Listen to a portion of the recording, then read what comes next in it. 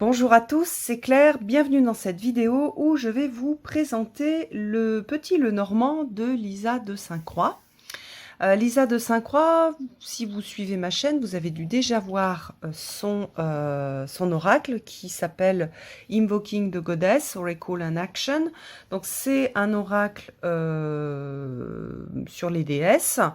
Et elle a fait dans le même style graphique un Petit Lenormand qui va super bien avec et qui permet de faire des super jolis tirages.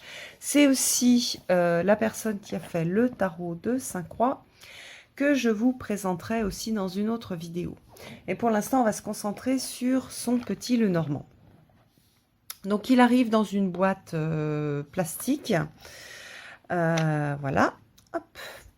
C'est des boîtes, c'est pas forcément les plus jolies boîtes, mais c'est les boîtes les plus faciles à emporter parce qu'elles protègent bien les cartes. On a donc les cartes plus, donc ça ce sont les 36 cartes, avec en fait donc les 36 cartes traditionnelles plus 2 cartes pour les 2 cartes de femmes, 2 cartes d'hommes. Et puis donc on a une carte de présentation, une petite carte avec un texte. Et puis les autres cartes, ce sont des cartes pour faire pour avoir quelques mots-clés de signification. Alors elle a mis les significations traditionnelles, plus les significations, on va dire, un petit peu nouvelles, comme par exemple, qu'est-ce qu'on a voilà, dans le serpent, traditionnellement, on n'avait pas la sagesse, et là, on va retrouver la sagesse. Mais on retrouve aussi la trahison qui est une signification traditionnelle. Alors, vous n'êtes absolument pas obligé d'utiliser ces significations-là. Si vous avez l'habitude de tirer les cartes avec le Petit Lenormand, vous utilisez les significations que vous connaissez. Si vous êtes débutant, ça ne va pas suffire, en fait, hein, pour être autonome en Petit Lenormand. Mais par contre, si vous êtes débutant et que vous avez un autre jeu, tous les petits Lenormand sont structurés de la même façon, donc vous allez pouvoir utiliser le livre de votre autre Petit Lenormand si vous en avez un en français, ou si vous avez un livre en français sur le Petit Lenormand. Voilà. Alors, la particularité de ce jeu-là, c'est comment dire, moi j'aime beaucoup le style graphique, avec un fond coloré, avec des couleurs différentes pour chaque. On avait ça déjà dans Invoking the Goddess. On avait exactement le même style artistique. Et je trouve ça super joli. D'ailleurs, les tirages avec les deux, c'est vraiment magnifique. On retrouve, comme dans le Invoking the Goddess, comme dans son tarot de Sainte-Croix, des références culturelles différentes. Alors, au départ, j'ai pensé que peut-être ça me gênerait. Et en fait, non, parce qu'on a cette sorte d'uniformité d'art qui est particulier à ce qu'elle fait. Donc, bon, ça me gêne pas. J'aime beaucoup l'utiliser. On a plusieurs comment dire, atouts pour ce jeu-là, et notamment le côté très simple. C'est-à-dire que les illustrations, je vais vous les montrer ensuite, elles sont ultra simples. Donc on reconnaît tout de suite à quelle carte on a affaire. On n'est pas obligé de réfléchir.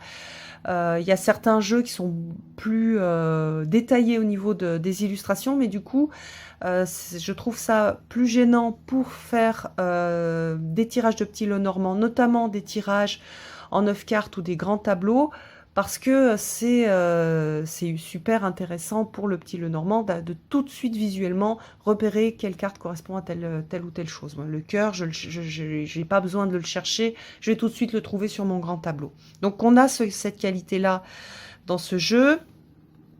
On a en bas le lien avec les cartes de cartomancie, de façon simple, pas intrusif. Moi, honnêtement, j'utilise pratiquement pas, sauf pour les cartes de cours. Mais il y a des gens qui utilisent donc le lien à la cartomancie, donc c'est intéressant de l'avoir. Et puis donc on a le numéro tout de suite qui est directement accessible. Et puis vous allez voir, on a quelque chose qui est très harmonieux quand on fait quand on fait un tirage, on va avoir plusieurs couleurs. On peut même, si on a envie, utiliser les couleurs pour voir un peu si on va avoir plutôt une majorité de rouge, une majorité de vert, mais c'est pas obligatoire et surtout, c'est absolument pas dans le système du til normand. Alors, donc, on va regarder la première carte. Donc, c'est le cavalier, celui qui apporte les nouvelles. Donc là, on a un Indien. J'adore le trèfle. J'adore le trèfle. Donc, vous voyez qu'on a le trèfle à 4 feuilles. Un navire pour le bateau. Donc, quelque chose plutôt, un bateau à voile. Donc, plutôt 18e siècle, on va dire. La maison, on a quelque chose de moderne. Au niveau de l'arbre, on a l'arbre de vie, donc avec une extension possible de signification. Je vous montre, j'adore cette technique. On dirait qu'il y a des petits grains aussi sur l'illustration. C'est super, super joli. Les nuages, alors là, on a... c'est un peu plus... Enfin, on peut se donner comme convention un côté sombre, plutôt le côté droit, et le côté lumineux, plutôt le côté gauche. Mais c'est un petit peu moins visible que sur certains autres jeux. Sachant que dans le normand traditionnel, on ne l'a pas toujours. Voilà, le serpent, super clair. Le cercueil. Hop, avec il y a un petit mot, on dirait, sous la fleur. J'adore le bouquet, c'est super beau.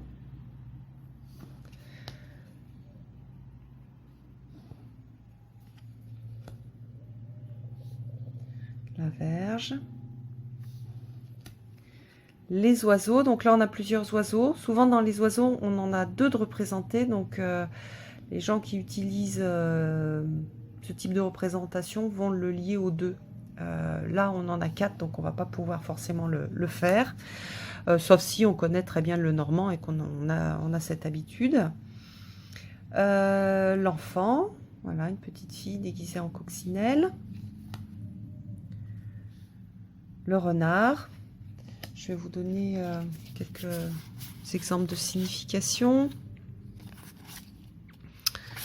Alors, le renard, où est-ce qu'il est? Ah, ça doit être au dos de cette carte. Alors, le renard, c'est voilà, celui qui va tricher, qui va trahir, le fait d'être malin.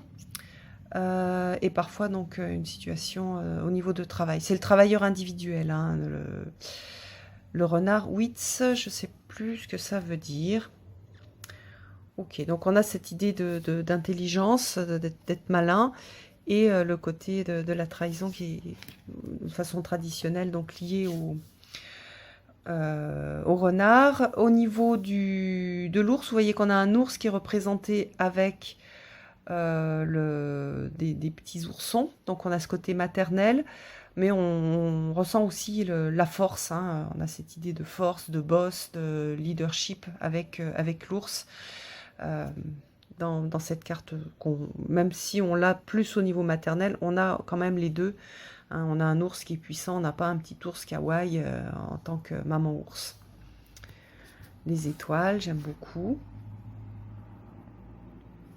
Cigogne. Mignon. Voilà, la tour, donc ça c'est plutôt... ça fait assez moyenâgeux comme tour. Jardin avec la glycine. La montagne, donc vous voyez, simple, sobre. Tout de suite, on cherche la montagne, on va la trouver immédiatement. Donc le croisement, en fait, le croisement des chemins.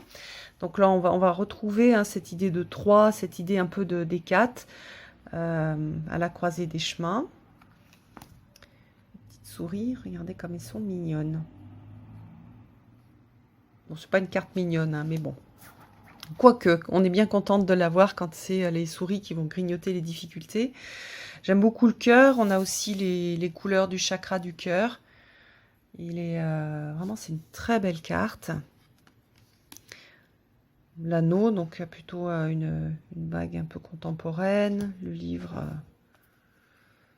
aussi. La lettre avec un cachet. Donc voilà, au niveau de l'homme et de la femme, on n'a pas de représentation de figure, on a un plutôt feu et un autre personnage plutôt air ou eau avec la couleur bleue. Donc voilà, ça peut faire nos deux personnages. Donc si jamais vous faites un tirage pour un couple hétérosexuel, il faudra enlever une carte d'homme et une carte de femme et choisir la carte d'homme en fait qui va représenter le mieux l'homme et la carte de femme, on va les regarder, qui représente le mieux la femme. Et si vous faites un tirage pour un couple homosexuel, bah vous décidez, bah par exemple, celle-ci c'est moi, et puis celle-ci c'est ma compagne, et puis voilà. Donc j'aime beaucoup les cartes de femmes avec des fleurs différentes. Je les trouve très très jolies. Le lys, le soleil, même chose, super clair, la lune avec les phases de la lune, la clé, poisson, encre et la croix qui fait plus baroque. Donc voilà pour les cartes. Je vous ai pas montré le dos. Donc c'est une taille de carte à jouer. Donc on va pouvoir faire des tirages, des grands tirages avec beaucoup de cartes de façon plus facile. Ce qui n'est pas le cas sur des jeux qui ont été faits sur des cartes un peu plus grandes, un peu style plus oracle. Alors, je mélange rapidement et on va regarder un peu le look que ça a. Faut faire attention, les cartes sont un petit peu, comme d'habitude, avec le trépied entre les bras, c'est un peu complexe de faire les mélanges, donc on peut mélanger comme ça. Donc oui, je te disais, les cartes sont un petit peu peut-être un peu fragiles. Donc il vaut mieux y faire un petit peu attention. Hop.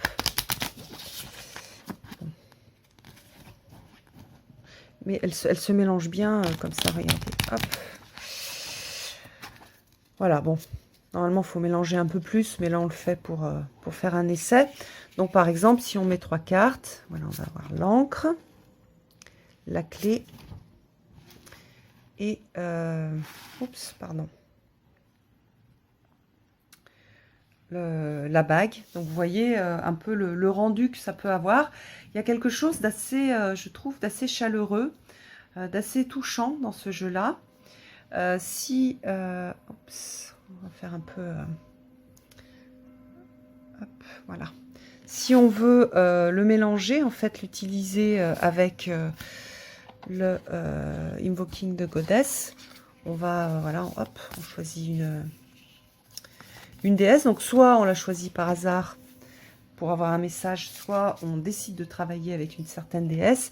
Et puis, dessous, on va tirer 3 cartes pour avoir le message de la déesse.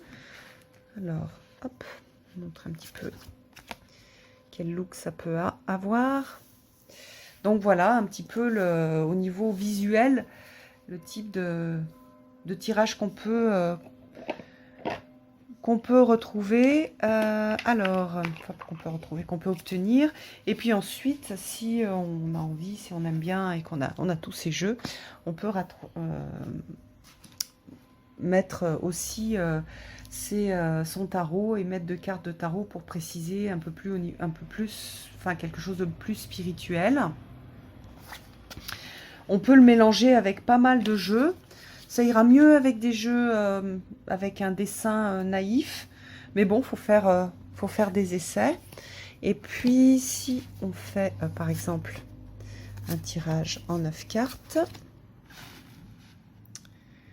voilà le type de look que l'on va avoir. Donc on peut, je l'ai pas encore fait, j'ai pas encore fait d'essai pour utiliser aussi les couleurs, mais on peut se dire qu'on pourrait avoir aussi un message à travers les couleurs. Donc vous voyez là, on a plutôt du vert et plutôt du bleu, donc avec une idée de peut-être travailler avec ces couleurs-là, la signification de ces couleurs. C'est un jeu qui va super bien aller avec, par exemple, le petit oracle des couleurs aussi. Donc, voilà, je l'aime beaucoup. Je le trouve touchant, je le trouve super efficace, facile à utiliser. Oups, on n'a que du bleu. On dirait qu'on a un message de bleu aujourd'hui. Donc voilà, j'espère que cette petite review courte vous aura plu. Dites-moi un petit peu ce que vous en pensez, parce qu'il est vraiment unique, hein, il a cette énergie un petit peu unique. Moi, c'est vrai que je l'ai reçu donc en même temps que le tarot, et je vais faire des tirages en utilisant l'oracle, le tarot et le Lenormand. Vous pouvez faire ça aussi, hein, d'ailleurs pas forcément avec ces jeux, hein, c'est-à-dire utiliser un oracle avec un thème, par exemple de déesse, d'animal de pouvoir, donc en prenant une seule carte, soit que vous la choisissez parce que vous voulez travailler avec cette énergie-là, soit vous la prenez au hasard pour voir un petit peu qui vous accompagne.